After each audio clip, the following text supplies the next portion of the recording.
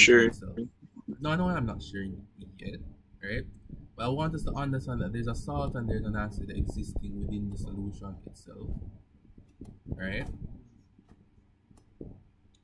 So if something is going to be added, the species themselves can actually cancel out any specific change. So give me a moment. Let me know when you can see the screen.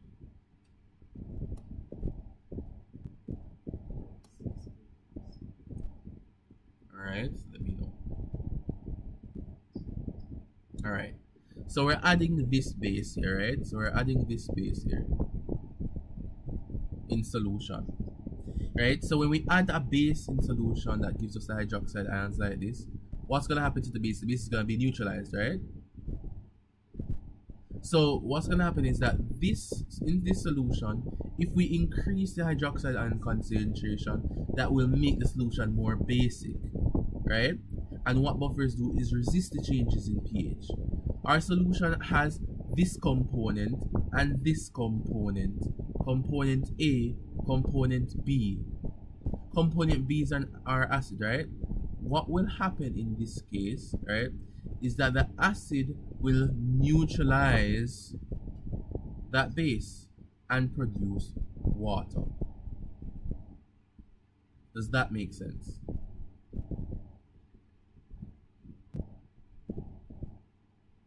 Yes, sir. Right? So it's Sir, neutralized. can you go again, please? Alright. So what we're saying in this case generally, right, is that if we increase the basic the hydroxide concentration in the reaction, right, we're going to have two components, right, in the solution. So remember, we're gonna have two components in the solution, right? There's not one acid and one base, right? But it's just showing the two separate components. The acid is going to actually gonna be neutralizing the hydroxide ions, right? Because it's gonna take this proton and it's gonna create water, which is neutral. So actually, when you add the hydroxide ion, right, the pH is going to be going up. But when we neutralize it, the pH goes back down. Because water is neutral, it doesn't affect. That makes sense, right? So the more hydroxide, Yes, sir. yeah, so the more hydroxide is going into it now, right, what we're going to have now is going to be the neutralization of the water, right? And well, neutralization, right, of the hydroxide producing the water.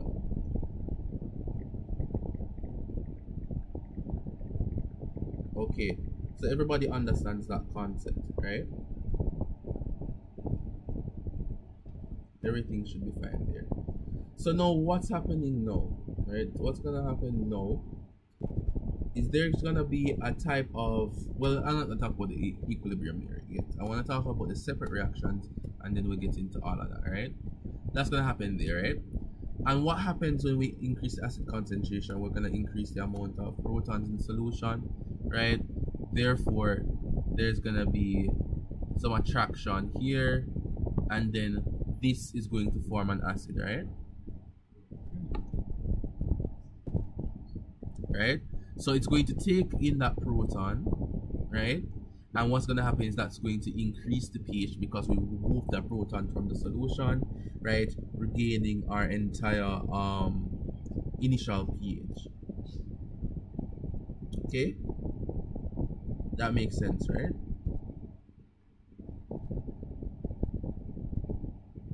Sir, so when you add the AH, right? It's not gonna react with this A to form B. It's going to react with A to form B, yes. And then the equilibrium gonna be the same, it gonna remain the same, right? Is it going to remain the same? That's what we want to look at. We're gonna look at how the equilibrium works. Alright? So working with that first, right? So if we add something like that, we're gonna look at how the equilibrium changes. So let's look at the equilibrium reaction. So I want us to understand the concept of how that works, right? Now I want us to make sure that we know how buffers work, because this is one of the three topics that you guys said, you know, whatever, right? Kind of weird, right? So let's write out the chemical equation. I understand things neatly through chemical equations. CH3, COOH, right? This is aqueous, of course. What it's doing now, we're adding water. It's in water. It's a solution, right? And what we're going to have is an equilibrium being established. We're going to get hydronium ion concentration. Plus, we're going to have CH3, COO negative aqueous. Makes sense, right? Excuse me, sir. What is the buffer? The CH3COO something? Everything is the buffer. Everything is the buffer? Okay. The buffer is a solution. Right? So everything in the buffer solution here. So we're saying here that it's equimolar. So we're saying that there's an equal amount of acid and then there's an equal amount of base.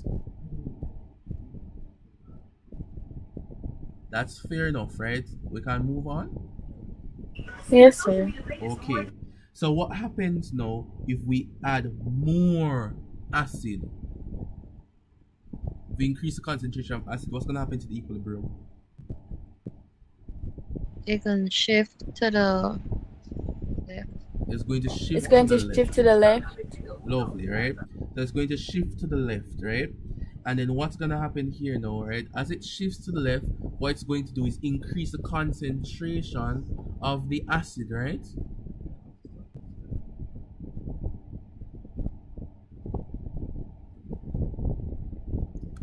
Right? Yes, no, maybe, kind of. Yes, it will. Lovely. Right, so after it shifts it to the right now, let me just write this as 2. It's going to increase the concentration now, and this will now shift the equilibrium back. Right? Here. That makes sense? I'm going to give you, oh, this should be 4. I'm going to give you a moment.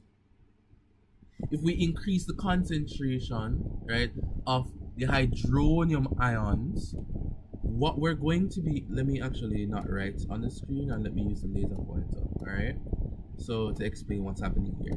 So when we increase the hydronium ion concentration, that's going to push the equilibrium over to the left, right? Which will, and it's going to increase the amount of acid molecules in the solution, right? Not protons in solution, no. The acid molecule itself in solution, right?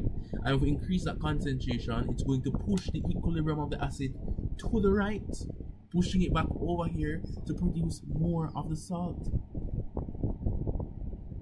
Yes, sir, because of the Chatelier's principle. The Chatelier's principle is always in motion. The Chatelier's principle states what? What is the Chatelier's principle? The forward reaction is equal to the backward reaction. Well, that is one It's of the characteristics of basically. equilibrium. Go ahead. Oh. So I'm saying basically it states that the equilibrium in a reaction tries to fix itself if there's any equilibrium change. Lovely, right? So this is something that is applying, right? So the Chatelier's principle states that a system in equilibrium will try to maintain the equilibrium and will oppose any change to that equilibrium, right? Any system, and if you look anywhere throughout science, throughout physics and throughout biology, it is the same thing that Chatelier's principle holds. It's not just for chemistry, it's for life. A system in equilibrium will move against any change in that equilibrium, right? So if we add acid to the buffer is going to push the equilibrium to the left, and the buffer is going to try to now stop that equilibrium from pushing too far left, and it's going to push it back to the right, and it's going to equal out now, right? So there's going to prevent a drastic change in pH. So it's going to try to return to its equimolar ratio. Make sense? Does it make sense? Yeah. Alright, as long as it makes sense. I want everybody to understand as long as it makes sense. Right? So that's making sense. When acid is added to the solution, what happens when a base is added? Let's talk about it. Go ahead. So when a base added to a solution, solution would shift to the right, correct? Oh, equilibrium, my bad. We'll shift to the right. Okay, it will shift to the right. Lovely. So base is added, yes. Then there's going to be a neutralization, right? So this is going to be a little neutralization reaction occurring, right? And what it's going to do, it's going to increase our water concentration. So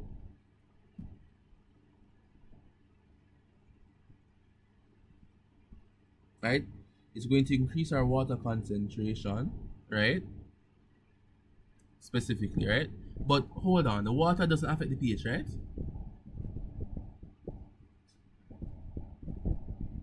Pardon me, sir? The water doesn't affect the pH, right? No. So we quickly realize that that's not important. But the important thing is that it's going to be increasing this concentration. Because if the acid has to neutralize the hydroxide, it's going to become the conjugate base, which will be this concentration over here. Let me use the laser pointer. It's gonna be increasing this concentration over here. So it's basically what it's doing here is pushing the reaction over here, right, in favor of the increasing the salt concentration. And what's gonna happen now, if we increase the salt concentration, the salt now is going to be reacting with the hydronium ions. Look at that. Remember, this is still an acid and a base. It's gonna be reacting with the hydronium ions, right, to reform our original acid, and that will cause the equilibrium to shift back to oppose that change. And that is what's gonna happen when bases are added. Sir, can you go over it one more time? Lovely. Let us go over it again. Alright. So we add a hydroxide ion solution. Acids neutralize hydroxides. Right? Neutralize, right? When it neutralizes, now if it goes to neutralization reaction, the acid is going to become its conjugate base. Right? So it's going to be creating more of the conjugate base itself. Right? So that's what's happening. It's going to shift the equilibrium. It's going to create more of the conjugate base, right? Specifically, right? And that will shift the equilibrium back, because if there's more conjugate base, right, to react with more of the hydrogen ions, we're going to create more acid. So we're going to shift the equilibrium back, right? So how this works, right? Ethanoic acid, the equilibrium of ethanoic acid being a weak acid, right, will keep the equilibrium to the left. So if we increase the concentration of the ethanoate, right, it will start pushing back our equilibrium back to the left to restore the original equilibrium of the acid, to restore the equimolar proportions of our acid and our conjugate base.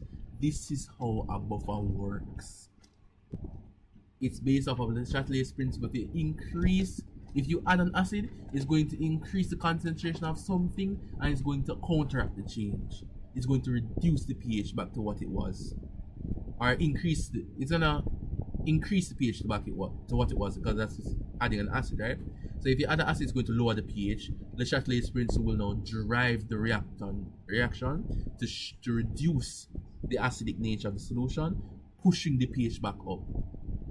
Let's say that this pH is 7. If we have an acid, it's going to push the equilibrium.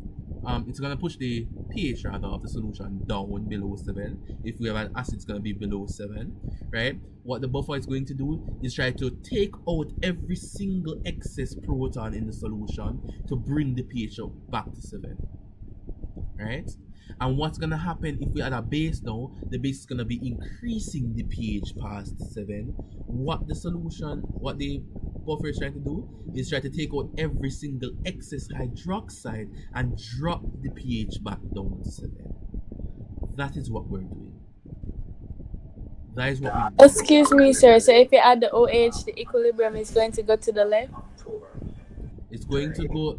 Okay, if we have the OH, right, the equilibrium is going to shift to right and then to the right? Oh, right, then left. Okay.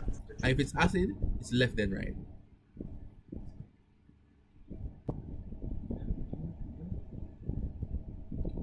Right? So that's how it works. That is how the reaction works.